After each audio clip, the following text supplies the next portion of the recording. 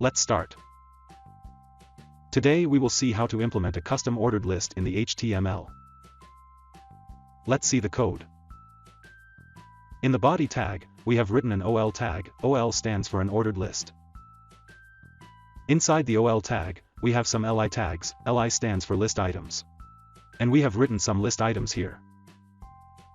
By default, the ordered list starts from 1. So to customize it, we have written the start value as 5. So this list should start from 5 onwards. Let's run this code in a browser. As you can see, this ordered list starts the count from 5 instead of 1.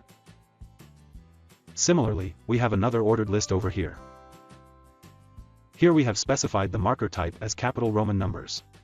And the start value is 5.